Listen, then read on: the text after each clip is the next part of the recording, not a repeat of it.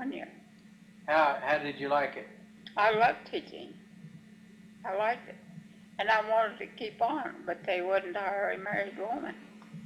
Well, So, tell me, well, $65 a month was good pay, wasn't it? That was good pay. oh, pretty average, I suspect. Now, Lorraine tells about her. She married a man that had some, I don't know whether he had ever graduated, but he was teaching at the time she married him. And he was teaching math in high school out in western Kansas. He made $70 a month. Well, when you're paying $5 a month for a whole farm, $65 a month sounds like good pay. Well, it cost me $15 a month of that for board and room. And whatever else you had to buy, and your school year was 8 months. We only got paid for the 8 months. Where were you living when you were teaching? I lived with Aunt Sarah in that year. And you were paying her back for the, well, and paying Hester back? I've had to pay Hester back out of that money. I don't, Uncle Ed's never did furnish me any school expense money, just board and room. And, but I paid him back what I had borrowed for tuition. And by the time I got my debts paid and everything, we had about $65 left to get married on. And Pop had bought a team of horses, which I paid for our school money. What we lived on must have been chickens and eggs, because that was the only income we had. So you sold most of the eggs, though? Most of them, yeah. That wasn't any big amount either, because I only had 60 or 70 hens. Perhaps it didn't add up very fast. This was before Leon? Oh, yeah. Oh, yeah. I still have a check that I paid for that first groceries I bought after we married. It, for a few spices and salt and things to start up housekeeping, came to $7.50.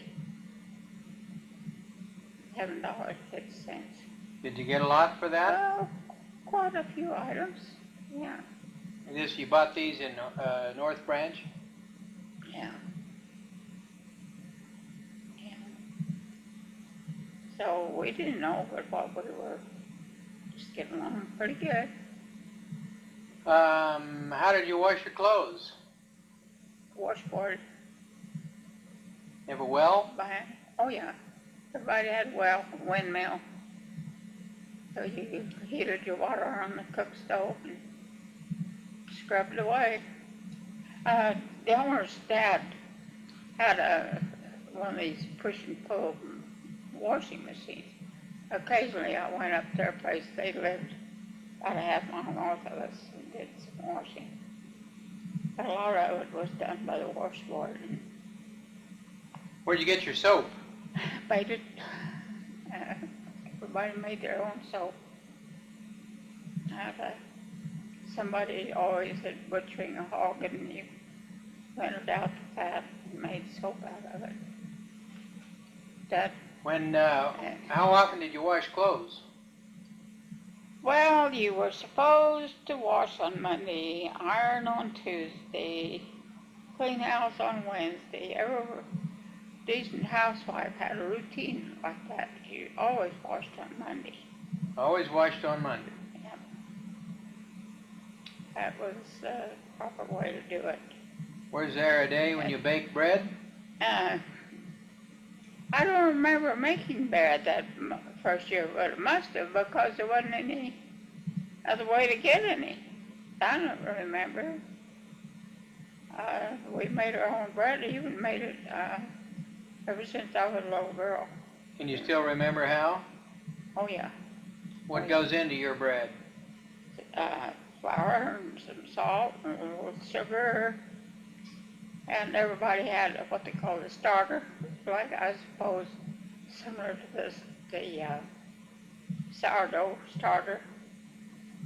but you kept that from week to week. Was that your yeast? As the yeast you used. You'd stir up your starter batch in the evening, mix up your bread the next morning, put that in. You're in business. And I did that for many years. You let it rise overnight? No, it usually, you mix it up in the morning and by afternoon you bake the bread. Unless your starter was dead, it raised pretty fast. If it was too cool, you warmed up the stove and stuck it in the oven so it was warmer. Did you have a car? The first year, yeah, we did, but I have no recollection of what became of that old car. Where'd you get it? Well, Dad had it before we were married, and I don't remember where he got it. There's a lot of things like that I don't remember. Seems kind of strange.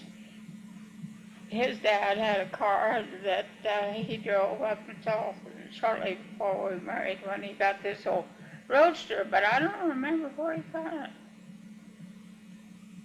And we drove that for a couple of years, I suspect.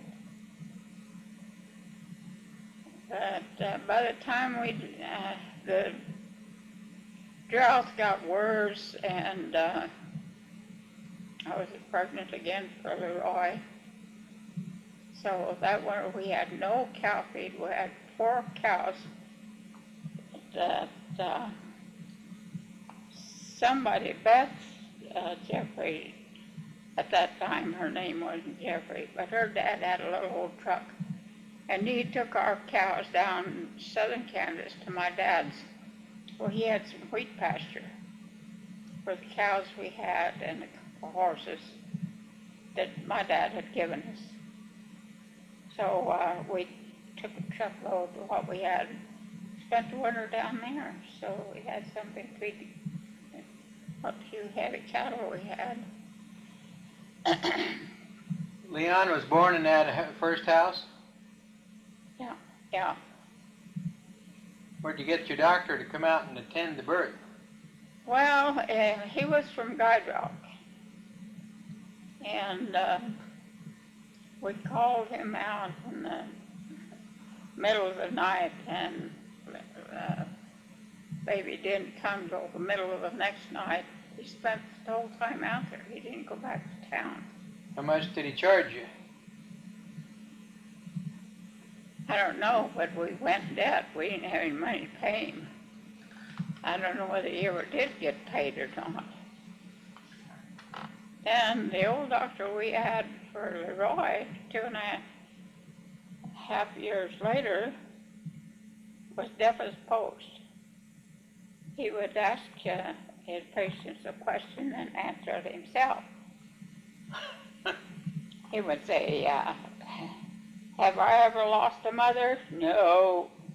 Have I ever lost any babies? Yes. But no mothers. But